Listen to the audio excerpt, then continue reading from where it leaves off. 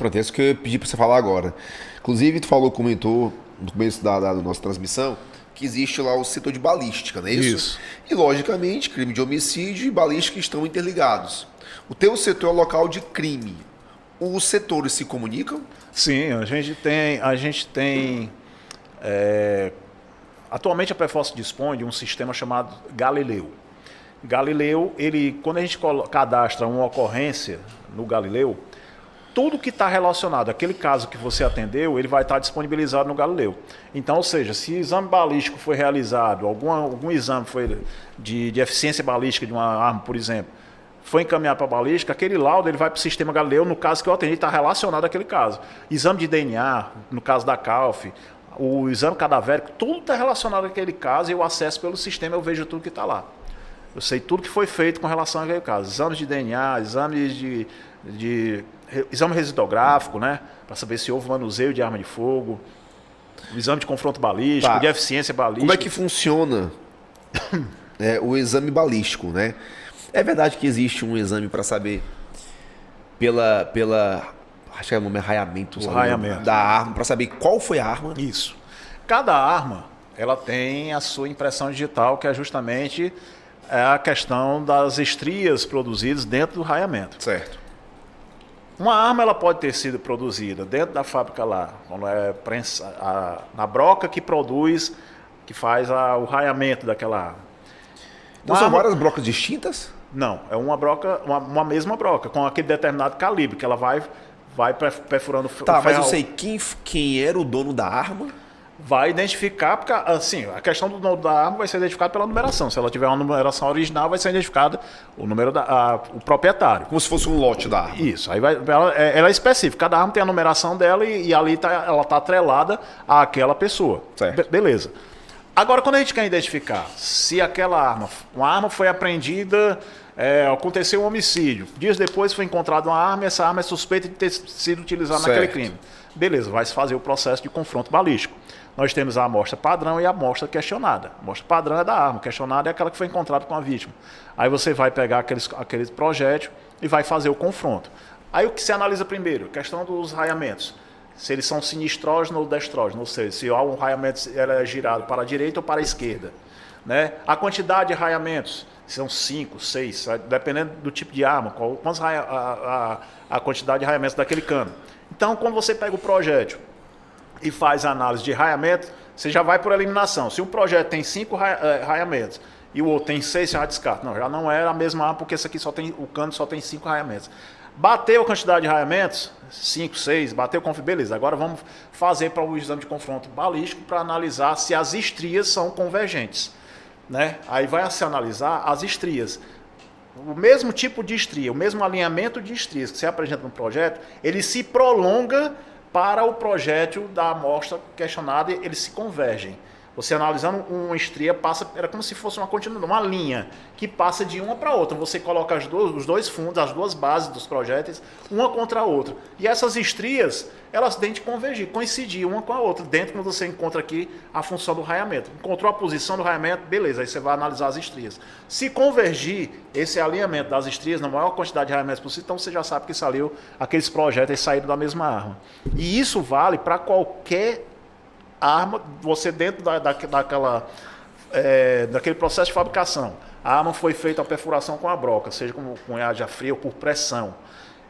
A mesma broca produziu armas do mesmo tipo de arma, do mesmo calibre, mesmo assim cada uma das armas vai ter a sua impressão digital, mesmo que seja a mesma broca.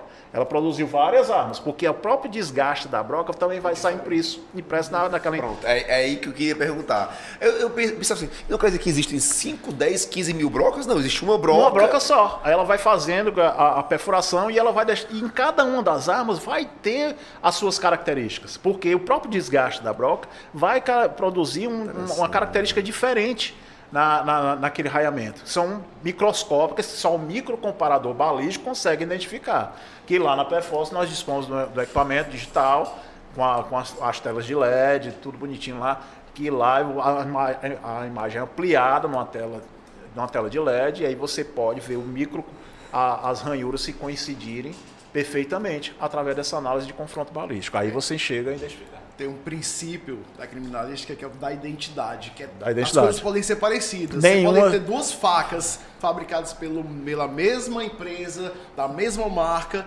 mas ela sempre vai ter uma diferença, porque não existe, cara, não existe nada igual. A maneira como foi usada, as vezes que foi usado, tudo vai ser encontrado uma diferença. E dentro desse contexto, existe, por exemplo, como a gente não descarta nada na cena do crime, existe, por exemplo, uma lesão que acontece quando o cara se utiliza, por exemplo, um instrumento pérfuro cortante do tipo faca. Existe uma lesão chamada ferimento em acordeão de Lacassagne. Calma, repete. Ferimento o quê? Acordeão, não é um acordeão, sanfona de Lacassagne. O que é isso aí? É quando a lesão ela é produzida com uma profundidade maior do que o comprimento do instrumento. Ou seja, uma coisa é você pegar a faca e introduzir na vítima e você encerrar o movimento da perfuração na altura que o punho, por exemplo, alcança a parede do abdômen, digamos.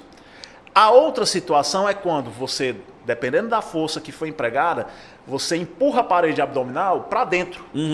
Aí a lesão vai ser mais profunda, porque é maior que o comprimento da faca. Por quê? Porque a parede do abdômen foi empurrada lá para dentro, né? E aí você mostra que a lesão foi maior. E se, dependendo do tipo da pessoa, se for uma pessoa franzina e tudo, pode até transfixar, né? Para o outro lado. Aí você chega no local de crime e encontra uma faca que é pequena. Aí diz, não, essa faca aqui não ia conseguir passar para o outro lado. Mas aí é que tá, porque existe a questão do acordeão Lacassagne. Se você encontra uma faca, você não descarta, porque se ela for empregada com muita força, embora ela seja menor do que a extensão do segmento, do ferimento, ela pode ter sido utilizada com tanta força que a parede do abdômen ela foi empurrada e aí produziu a saída no outro lado, podendo até transfixar. E é isso que é um dos elementos que é importante, não se descarta na cena do crime. Você vê, a faca é pequena aqui, mas não é isso. É o tamanho da lesão, se você tiver capacidade de mensurar dentro do local de crime, se ela tem relação com aquele fato ou não. Sensacional. Na medicina legal não se diz que o objeto ele gera um tipo de ferida, mas, por exemplo, você pode ter uma faca, ela pode ser pérfuro cortante, ou ela pode ser incisa, ou ela pode ser usada de maneira contundente. Vai depender muito mais do uso Da forma como ela é usada, né? Da forma como ela é usada. O mesmo instrumento ele pode apresentar características distintas. Um facão, se ele estiver bem amolado, ele pode apresentar feridas cortantes, né? Quando na verdade, na maioria das vezes, um facão ele pode produzir feridas contusas, depende muito mais do peso da energia empregada nele para lesar, ele vai cortar e contundir ao mesmo tempo, assim como um machado, uma foice.